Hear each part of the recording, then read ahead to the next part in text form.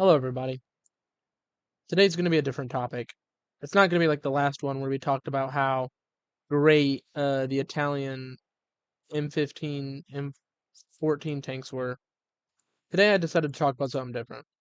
Due to recent news of Russia bringing back T-54 tanks, maybe not with this turret, but back in Ukraine. So I thought I'd talk about that. The video isn't sponsored. I just wanted a minute to talk to you about why. So, on February 24th, 2022, Russian President Vladimir Putin announced a special military operation seeking the demilitarization and denazification of Ukraine. Now, the reason why for this invasion is very much contested. Some believe that it was because of the fact you had all of these, like, NATO expansion. Or it was just Russia wanting to rebuild the Russian Empire.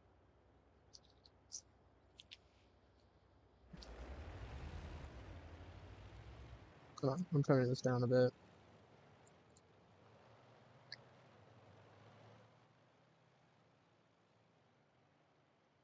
But you might be thinking, now, why am I talking about it? Well, right now, the war has been going great on both sides. Russia was doing good, Ukraine's doing 10 times better, the Battle of Bakhmut's happening, there's a possible chance that Ukraine's spring offensive will fail, and Russia is now resupplying its tanks instead of with T-90s, T-80s, or even a T-72, has now brought back the T-55 and T-54. Before you know it, we'll see the BT-5 in service. It has also been reported that Russia has gone to military museums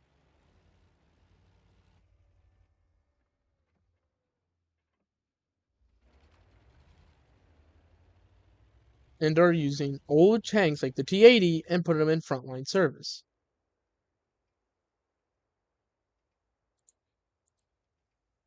Now,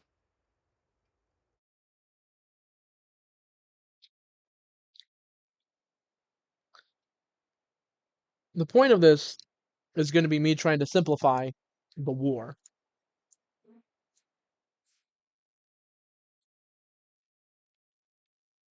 Kind of, yeah. Now, in no way do I support the Russian invasion. What they're doing is awful. So let's explain what's happening.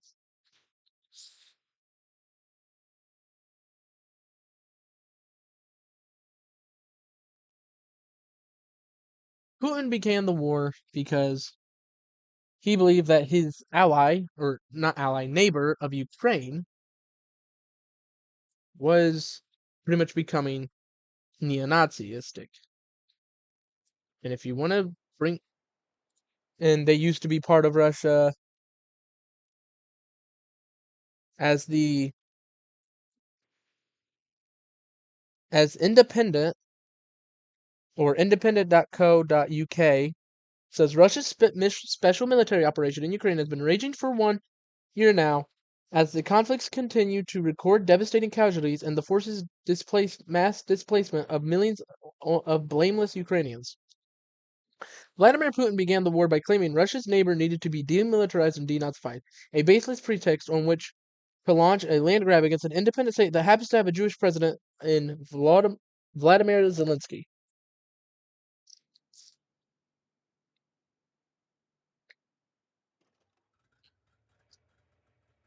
Now,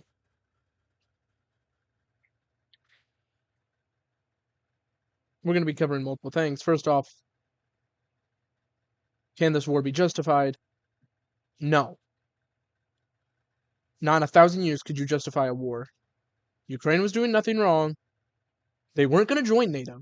They actually, if we honestly, due to Russia invading to stop NATO expansion, with quotation marks, they probably caused NATO expansion.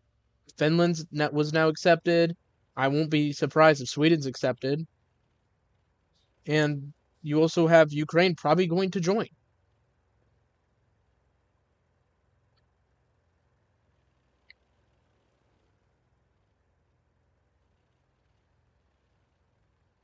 Now you could say like, oh well, actually, in my calculations, Russia needs to build up its empire, and Ukraine needs to be part of it, so it's fine. Well, in that theory, if you're an idiot and you have no IQ, then you could argue that. You could argue that the Russian state needs to defend itself. It's done it for multiple years. Soviet Union, Russian Empire, what was their plan? Simple, simply take and expand the Russian, because all of Russia is just flatlands until the Ural Mountains. So the only way to protect it is to expand farther out to make sure no one else can get you. Reasonable. But Russia doesn't need this. You see, Russia has a big military, was feared by the world, quote, was, but after this war, I'm pretty sure Egypt could beat the Russian military head on. And it's kind of proven to the world that NATO expansion is just kind of stupid due to the fact Russia doesn't really it's fine defending itself. I think I should give a warning before I continue on. I'm not going to be good at this. I suck at this stuff. I would honestly recommend like History Legends or any other one else to pretty much tell you what's going on. But you're not, so you're gonna watch this. So with the Russian invasion. Now I should probably bring up this before I continue on. I was in something else. Russia has nukes. So invading any nuclear country would be pretty much the end of the world if you want to put it like that simply.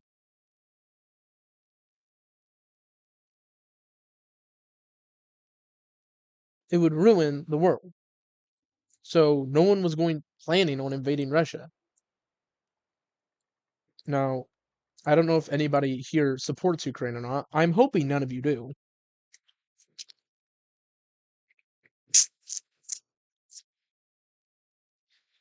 But if you do, you could say like, well, the West has nukes, and Russia needs to protect its borders.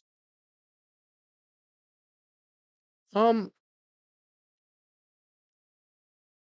huh? Why would Russia need to protect its borders if it has nukes? Why do you think when Iraq got rid of its nuclear arms, its mass weapons of mass destruction, there was nothing there? That we just like why didn't we invade North Korea? Well, it's simple. They had nukes. People don't understand that nukes would, even if we win, would ruin the war, would ruin the world, not the war. This isn't 1900s where we have to expand borders of like for example of the Russian Empire and the Soviets to defend ourselves. We could probably, and we have, just keep the borders we have. The United States hasn't expanded. The United States ever since like the 1860s. I mean, they took Alaska, but they bought that and everything else. But they haven't expanded land. For example, we could have invaded Mexico, could have invaded Canada, tons of land to defend our borders, but we didn't. No point to. Now, you're probably sitting here like, if you do support Russia, you could be like, well, you're just a U.S. supporter because you live in the U.S. I do live in the U.S. But I'm not going to stand here and say the U.S. is innocent. We've done some bad stuff. For example, the invasion of Iraq was stupid. Iraq was fine. We, quote, mass destruction weapons. We went in and destabilized a country. And we should have just left it alone. So no, the U.S. doesn't do great things, but the U.S. is a great country due to the fact it's a democracy. You see, oh, that's a lot. Hold up. Both the Federation of Russia, or its full name, the Russian Federation, and the United States of America, both claim to be democracies, but only one is. We actually have elections. Russia, you could argue, well, they have elections, yeah, but it's more of a mob state. If we're gonna be honest, it's just a bunch of mafia. Like, how does Putin stay in power? He pays the Kremlin, and the Kremlin doesn't say anything.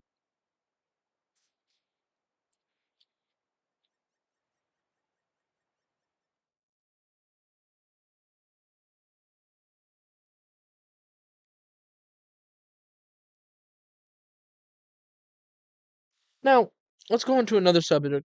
Why do the Russians support this? Not all Russians support this, before I say this. That's a big Western lie, is that all the Russians support this. No, they don't. A lot of Russians are against this.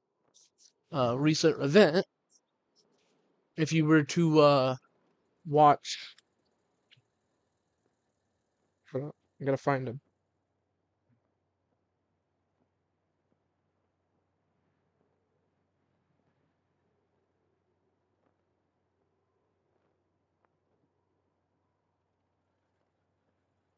If you watch NFKRZ or Roman, yeah, if you watch NFKRZ,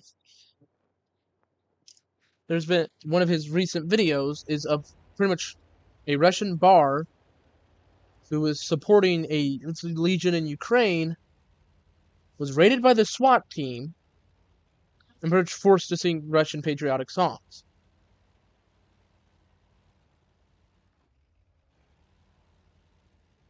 Now, of course, you could argue whatever you want, and that's just another example, and multiple others of not all Russians support the Russian invasion, but also some Russians support the invasion. For example, some Americans don't like Biden, some do, some don't care. This is kind of a point where you have to care because it's affecting you.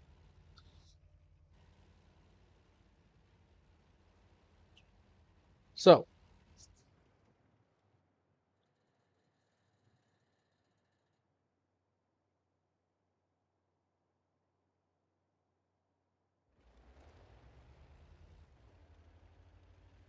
why does Russia, why do the Russians like Putin?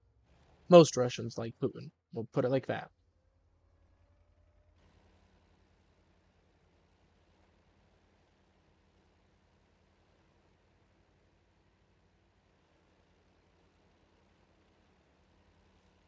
Now, you could argue that because, and it's because of multiple reasons. One, strong regime, and two, good economic, and we could compare him to the last. For example, Boris Yeltsin dismantled the Russian democracy.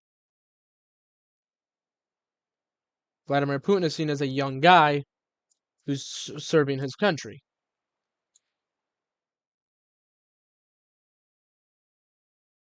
For example, journalofdemocracy.org says, quote, do the elections and opinion polling help to assess the level of popular support for the policies of Russian President Vladimir Putin, such as the invasion of Ukraine?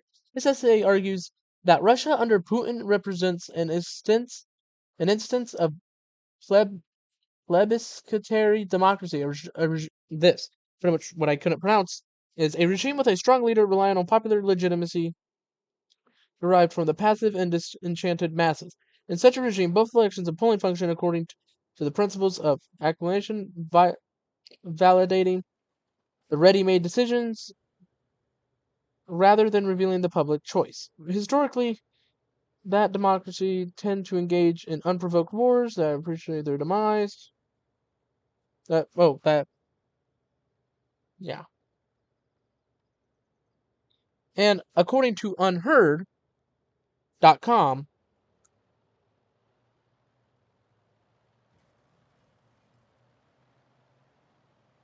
It says independent polling claims that 75% of Russians approve of the war, a figure that has been relatively stable since March of 2022, despite a slight wavering when mobilization was introduced in September, which you can argue whatever you want on that. You could say it kind of makes sense. Everyone supported the war until you actually had to go fight it. Anyway, despite a slight wavering when mobilized, yeah. Similarly, Putin's approval rating remains at 80%, some 15 to 20% higher than it was before the invasion. And it says, of course, opinion polls conducted in an authoritarian country must be treated with caution. For example, a June 22 study by political scientist Philip Chapskovsky and Max Schwab estimates that. Hold on, I'm in the water. Hands are of the lake moment. Anyway, estimated that between 10 to 15% of Russian respondents may have lied to pollsters about supporting the war. But that's still, out of 80, that leaves between 70 to 65% of people supporting the war.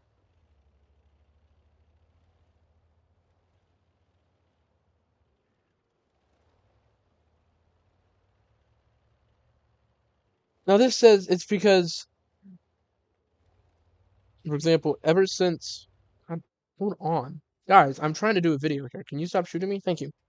And it says here this for unheard.com. Ever since Russia's invasion of Crimea in 2014, ordinary Russians have been helping Putin to wave a narrative about the invasion. In those early days, people could easily access opposition in Russian language Western media, but most preferred to listen to and pass on the tales of Ukrainian Nazis under the spell of evil Westerners.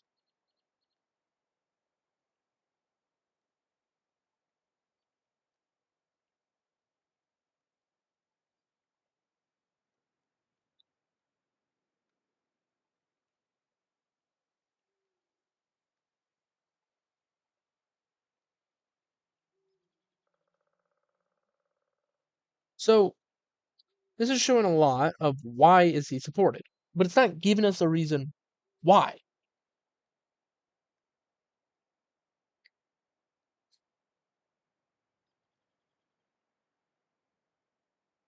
It even says right here by foreignpolicy.com, the elites want the old Putin to return to his duties as a full-fledged political leader, connected to reality and his surroundings. But, give me a minute.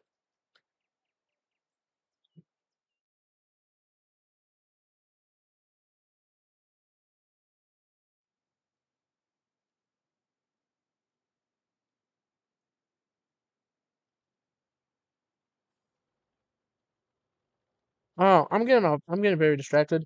Let me go back to what I was saying.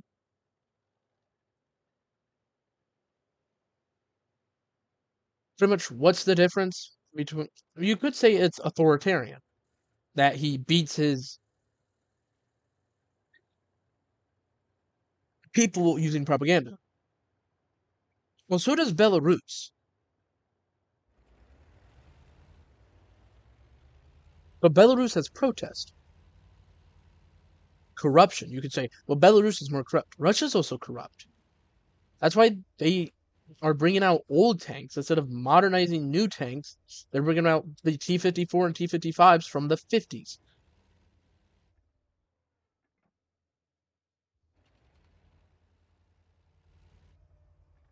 When if they weren't corrupt, they would be able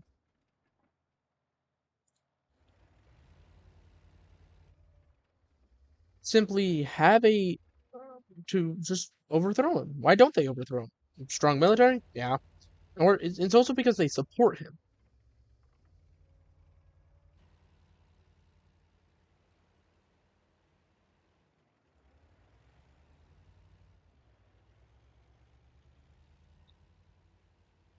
So,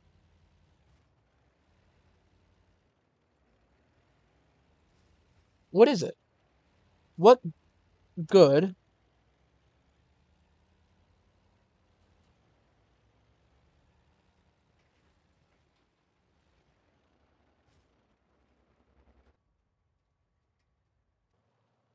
What good did Putin do to Russia?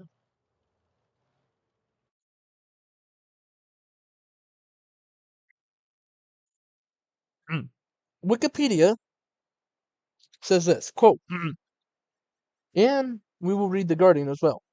Here, we'll read the Guardian because Wikipedia can be switched around, so we're going to trust the Guardian.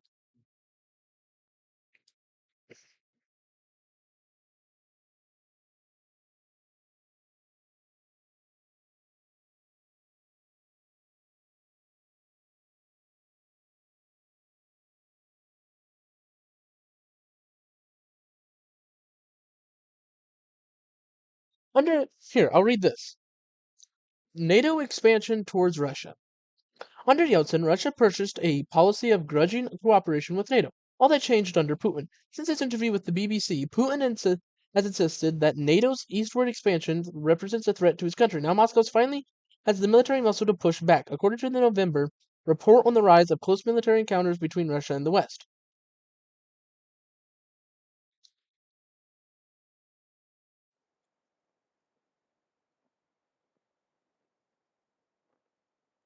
You could say it's the. Now, here's a good one, the cult of personality. As it says, well, not quite a cult, but don't underestimate how much damage 10 years of Yeltsin, his antics, elements, and slurring on television did to Russians to view their view of themselves. Putin has given them something much more in keeping of with the macho spirit of the Russian music, a horse-riding, bare-chested, tiger-wrestling, clean-living, straight-talking action man. You could also say it's the economy. Here's it is by billions of US dollars. 2006, 764. 2007, 989.9. 2000, 1,299.7. This is in the billions of US dollars. And by the first Ukrainian Russian war in 2014, it was $2,096.8 billion. As it says right here, when Putin arrived in office, Russia was just emerging from the disastrous market reforms of the 90s and the 1998 financial crash. The new president had no grand economic vision. While he slashed taxes to benefit business, he also renationalized key sectors, starting with the breakup of political foe Mikhail Khodorkovsky's Yuko's oil company in 2003. Nonetheless, unused manufacturing capacity and rising prices for oil, Russia's main export, helped Russia in an era of hold on, unprecedented prosperity that Putin is still remembered for, which real disposable income doubling between 1999 and 2006.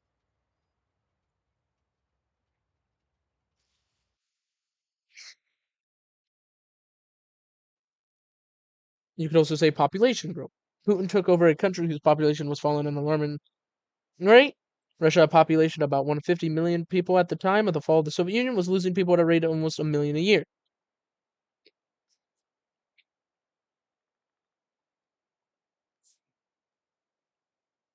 But the decline gradually bottomed out, and in 2010, the population started growing again. It's still a problem. But those were some reasons why Russia is supported. You could also say it's because of the elites. Now,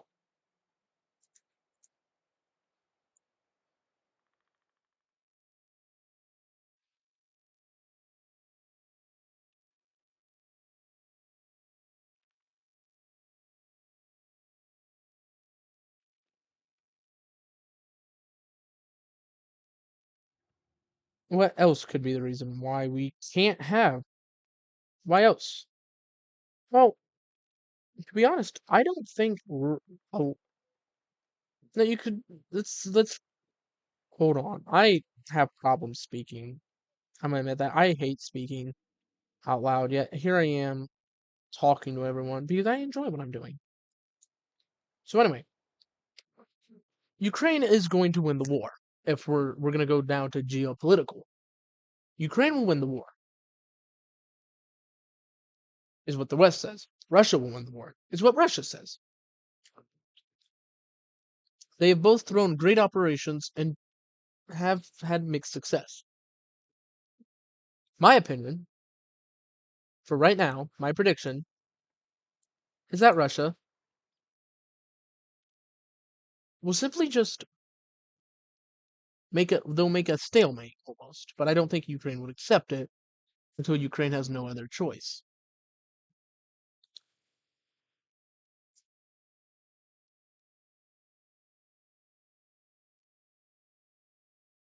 Now, the Russians,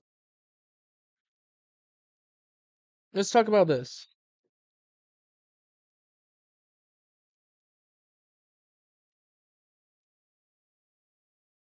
Let's talk about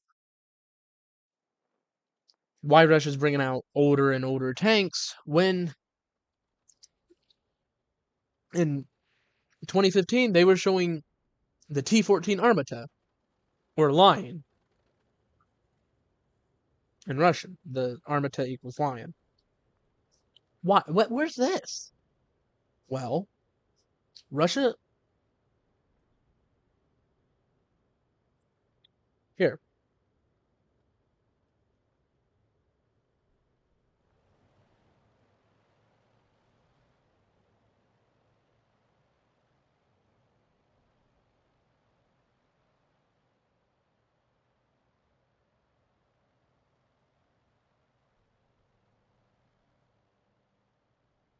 Let's read this from forces.net of why is Russia not using its more modern T-14.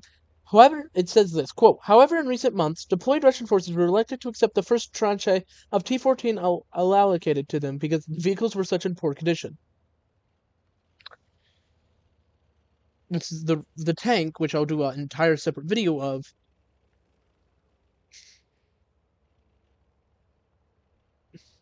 It's pretty much built off Western, made to fight Western. I'll do an entire video of why of the T-14 Armata.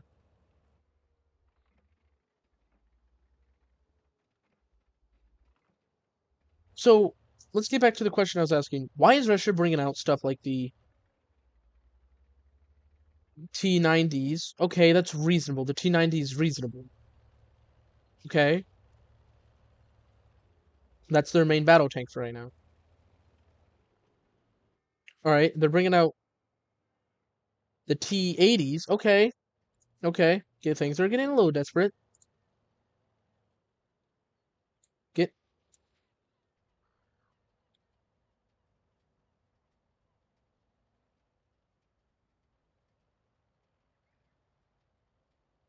they're bringing out T-72s. Okay, T-62s. All right. Okay. You know what? It's getting a lot desperate, but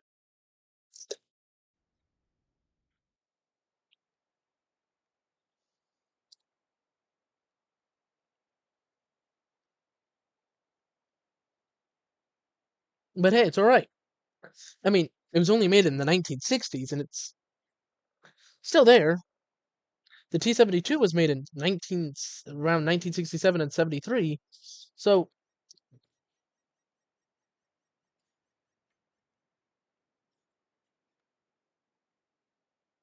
I mean, we're fine, right? Yeah. Yeah, it's desperate. We're getting desperate, but at least we're not using tanks from the 50s. Well, I hate to break it to all the Z boys there.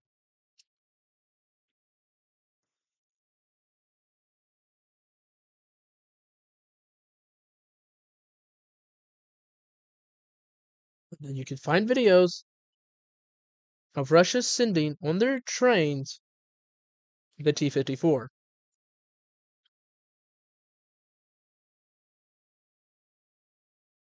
which, guess when was built? Never gonna believe it. 1955 to 1964.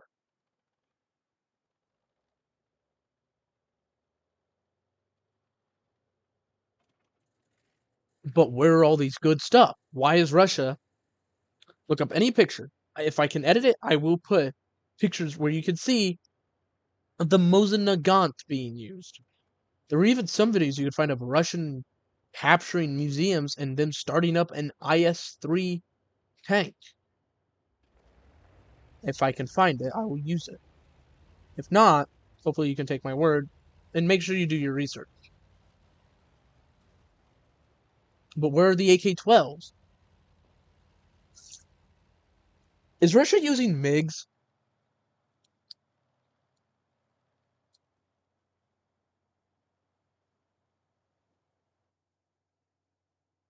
I mean, I know the Russian MiGs.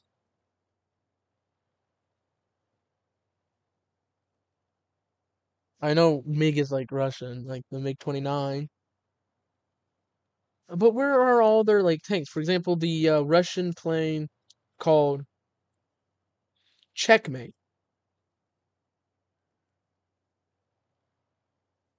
The Sukhoi Su-75 Checkmate. It's not there. I mean, the prototype they showed off was made out of wood. What's going on?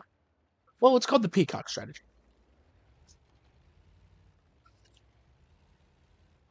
Pretty much, a peacock is only a peacock because of its feathers. It's showing off. But if a peacock was put up to fight against something, I think a peacock would lose.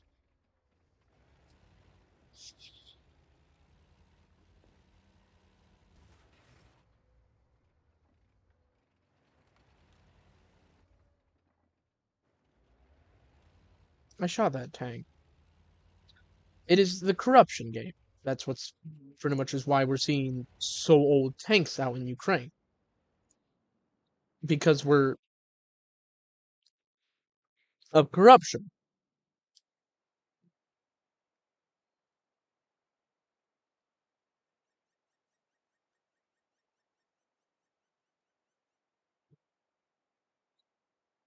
Hold up. I'm just proving one of my friends wrong.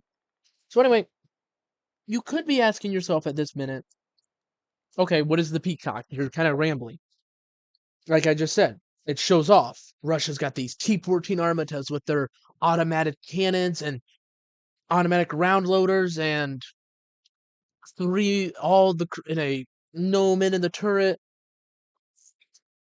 The West will have to play catch up to Russia now and forever. When in reality, I'm pretty sure they only have like 8 tanks of that.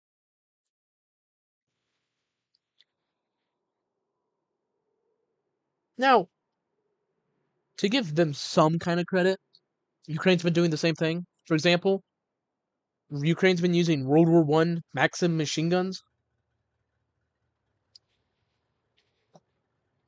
But let's be honest here.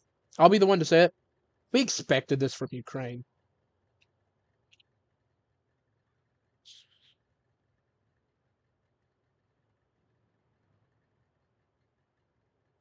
So what? Why is the second one of the second great global powers doing this? Again, peacock strategy. You pretty much show off this big force, and you're like, "Wow, nobody can stop me." And then you actually go to war, and you're getting beat by a. I need to do an animation about this. I will do an animation of pretty much a Russia getting beat up. I mean, apparently they're buying artillery shells from the North Koreans.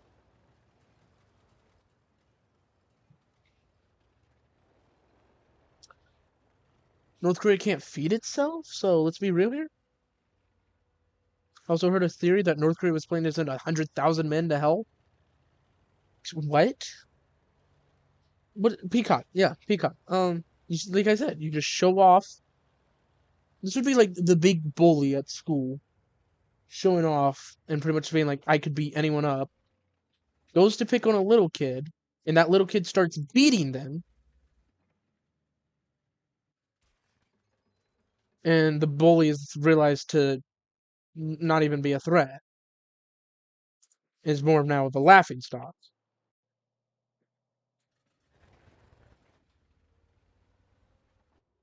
So,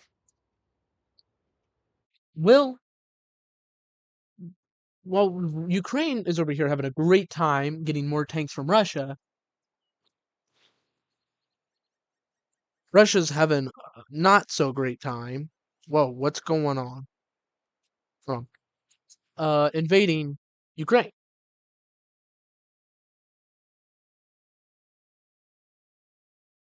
So Now, what is this corruption at? You see, Russia, Putin's been supplying the elites, so that way they keep him in power.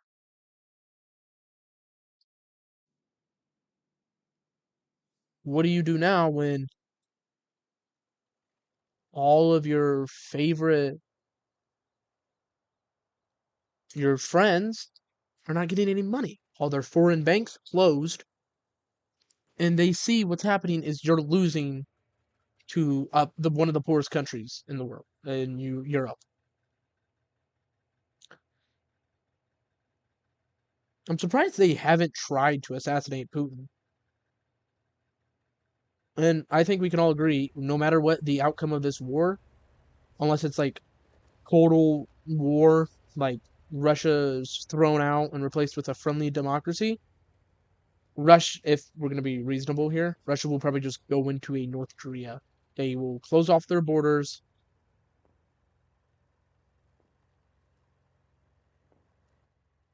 and just be a North Korea, but bigger.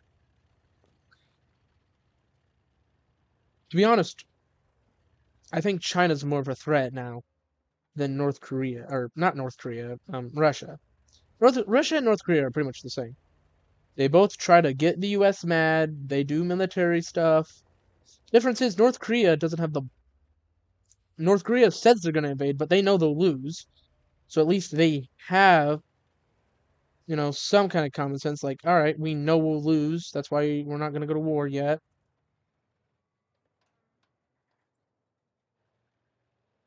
And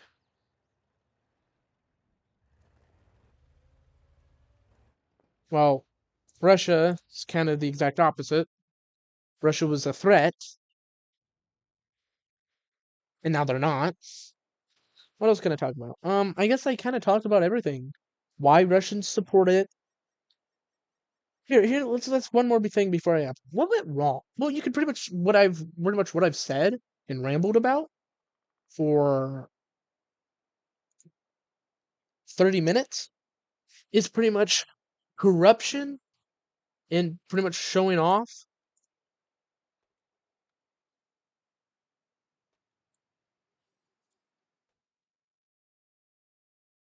is pretty much why they're losing and really poor tactics. Okay, I'm gonna show you the tank I was talking about.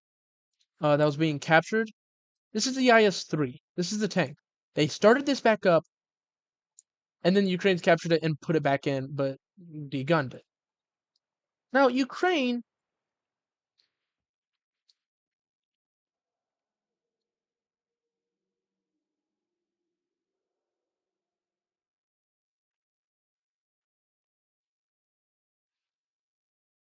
does have a pretty modern tank for Cold War, and that is everyone's favorite, and the tank I'm gonna go get, the Leopard 1, or I guess I've heard Leopard 1.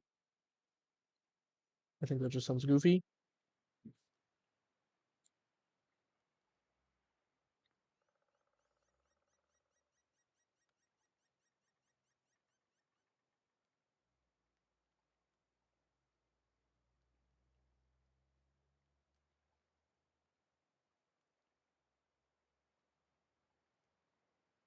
So apparently, for a lot of these, what's saying is Ukraine is being supplied with the.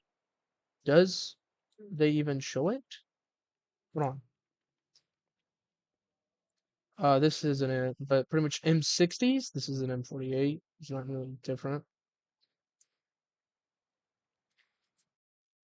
So I think it'd be fair if Russia's using the 50s, Germany should restart production and send maybe some Panthers, and the U.S. should send some maybe some Persians and Patton tanks.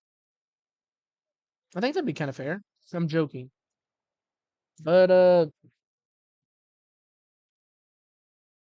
here from PopularMechanics.com, about the M60, the U.S. is supplying Ukraine with the Cold War tank as part of a $400 million military assistance package as part of a $400 military assistance package announced on March 3rd. The United States is supplying Ukraine with its first M60 Pattons, the classic American Cold War tank. Now, Again, you could be using, for example, T-72s. It really depends on tactics. Tactics are going to win this war. Machines will help, yes, but at the end of the day, it will be a tactic. Ukraine's tactic was to, again, if I could put this up, I would. And I think I will try. It's pretty much to push to Crimea and push back Bakhmut, which sounds reasonable. Take back their land.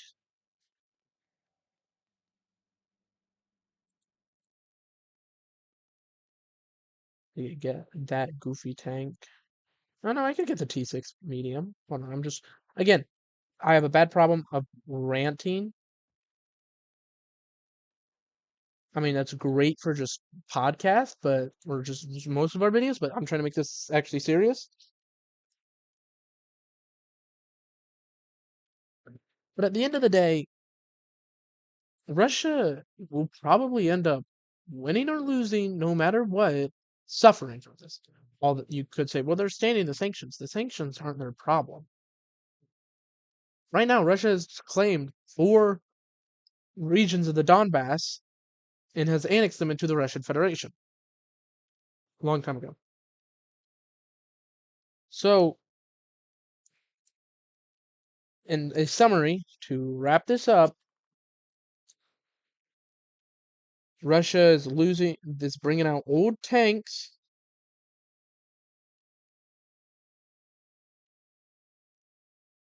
fighting against pretty much what will be Abrams, Leopards, and Challenger. Are they Challengers or Chieftains? I think they're Challengers. Yeah, the Challenger 2 is what I'm thinking of. Um, they will be fighting against Challengers, Leopards, and Abrams, while Russia will be putting out T-72s, T-80s, T-54s, T-55s, and T-62s, and maybe some T-90s. Now, for right now, what they're doing for that is fine because they're just filling in the ranks. But, like I was saying, as a summary, Russia pretty much invaded to denazify and stop. One way is to stop NATO expansion, rebuild the Russian Empire. We don't know for certain. And of course, at the end of the day, Ukraine will win. Russia is pretty much a corrupt state and is bringing out older and older tanks. I won't be surprised to see T-34s in the battle if this continues on and Russia does what it's on. We will see T-34s, and maybe Germany will be like, maybe we should send Panthers. Oh no. But I guess that's all I can say right now about the Russian-Ukrainian war. I am not great at this stuff. I'm still learning as much as you guys are, and it's kind of hard to learn something that you don't know the truth of because one person might be true, but the next day it's like, oh, this is false. Here's the real reason. So at the end of the day, I think we can all agree Ukraine will win. Russia might get more land. Probably not. They'll probably end up screwing over their entire country. Now, I don't think protest will happen, but I think more of a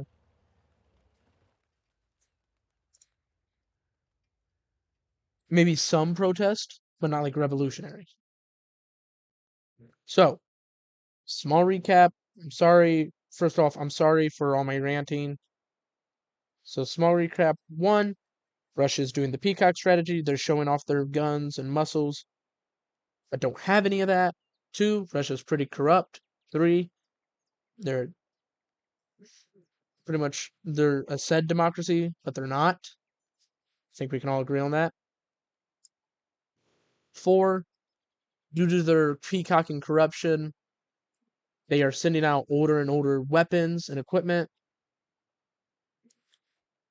And 5, there's no justification of this war. You can also bring up the fact of the 800 children missing and all the rapes. But I didn't want to bring on to that because I wanted to keep this simple, and I thought that this would be good. Before I end the video, I'd like to apologize to everyone. I stutter a lot. I stutter, I overthink, and I speak like I'll just ramble like I am now. So I'd like to apologize for that. I will be working on that more and more.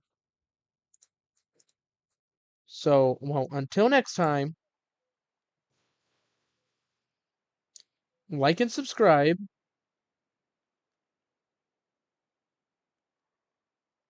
and Slava Ukraine. But for now, that's it. Have a good day.